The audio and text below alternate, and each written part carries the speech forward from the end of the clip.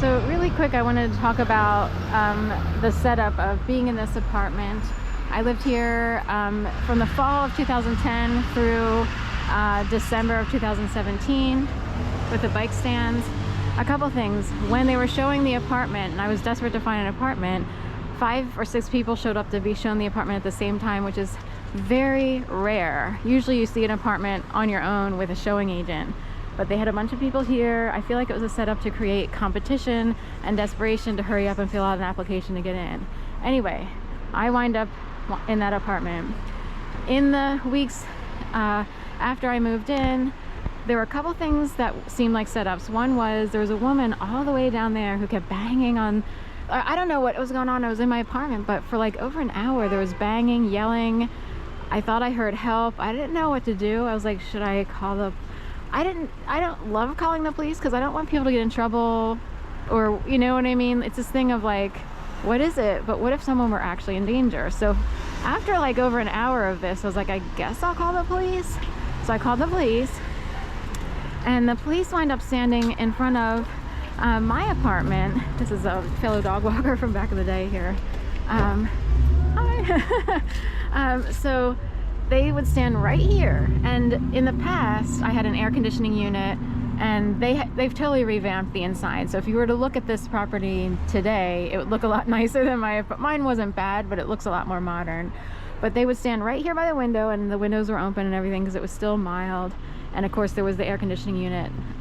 But the cop would stand right here, and he would say, now lady, you know, they can't, in this neighborhood they don't put up with this kind of behavior. I wasn't sure who the victim was or what the problem was, and I was like, he's yelling at the person I thought was the victim. I didn't look out, but they were right in front of my window as opposed to say up here.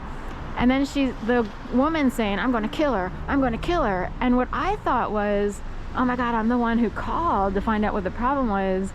I felt threatened, like, oh no, like I don't want people to have confrontation with the police, but this went on for so long that I was like, I guess I should call. So anyway, then I felt like, oh my God, like for a second I'm like, she wants to, you know, get a hold of whoever called the police. A couple weeks later, there was a car parked right here where this car is parked. So you can, well, maybe it was right here, I guess, because this is the bus lane and everything. So say a car was parked right about here. In my mind it's further up, but it was here. In the middle of the night, I wake up one night and I see a bunch of people changing tires. I feel like it was more.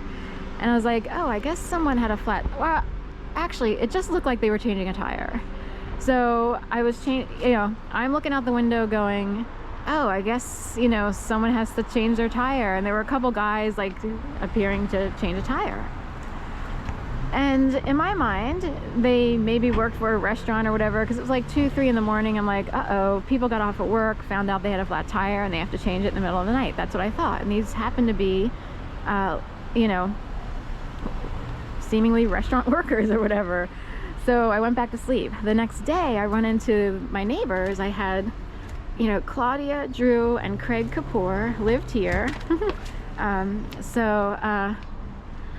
This looks like someone I used to work with a long time ago, Bob Neck. But anyway, and I happened to just like sort of clean out my Facebook and LinkedIn accounts. But anyway, they lived here. They also had a daughter. So I ran into Craig, their son, who's been in rehab a couple times. Anyway, and you can tell when he's out of rehab because he would be a lot more awesome to talk to. But anyway,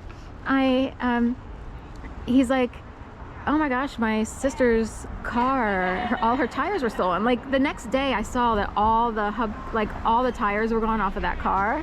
He's like, my sister's car, you know, someone stole all her tires. I was like, oh my gosh, I woke up in the middle of the night and saw these people, but I just thought they were changing a tire because they had a flat tire, and maybe they worked like a late night shift wherever they worked, like restaurant or whatever. He's like, oh, by any chance, what did they look like? Do you know? Because we're kind of curious, you know. In retrospect, those are 2 incidents that might have been put in place in advance to see what I remembered, what I thought, whether or not I would call the police, to see how I would react. And only like a month and a half later, I would wind up, you know, trembling, like convulsing in fear because I was made to believe that someone had entered the apartment and would come in to kill me. Oddly, the same exact week, there's a Goldberg trial, and a woman actually wound up dead in her apartment the same week in Manayunk, and through, like, you know, 58, 86 stabs, some ridiculous amount of stab wounds. Some people are saying they were self-inflicted, some say the fiance did it. I'm wondering about this whole Goldberg case. But anyway, I didn't know that happened back then because I was so traumatized and shell-shocked. I'm so not kidding how bad this was. Anyway, police came, you know, they kind of minimized it. They just sort of acted lightly, but I was convulsing so badly. I'm surprised they didn't do a little more, like come in and say, you know, do you want us to come in and check out the whole place? You know, check the basement, make sure no one's on the property. Someone with a Delaware sweatshirt. I grew up in Delaware and went to the University of Delaware, so she just walked by. I'm just showing, this is a gang stalking area, and a bunch of things already happened. Down here we have a Boston, Virginia, but there's a whole, you know, people bossing around a ton. So anyway, but point being, there were a million things that went on, and my case is so bad. My mom and aunt's phone lines were severed, so that when I called to them in Jacksonville, Florida, Boston College, Virginia, titanium. I am titanium. Also, titanium is Ti on the periodic elemental chart. It's number 22.1 is their number, atomic number or whatever. Anyway, so there goes that guy taking out the trash. All this has been redone. A guy named Mark, who's quite a showman, used to sit at a table outside where that guy came out. There used to be a Marilyn Monroe picture in the home next door in the apartment where he lived, and he still has that Marilyn Monroe picture. But point being, I thought I was going to be murdered. I actually believed more than 1,000,000% that it was the last night of my life. That's a lot of fear to instill in someone. The games commenced. My mom and aunt's phone lines were severed, so that when I called, I heard, "We're sorry, the phone number you're trying to reach has been disconnected."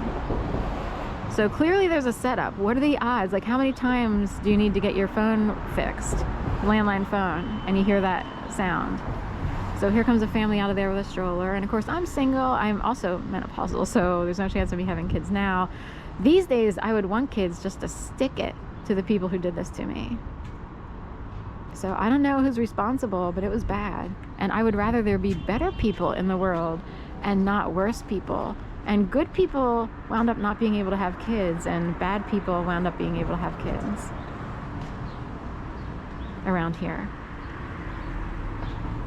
So anyway, that's that. Just wanted to put that out there. Thank you.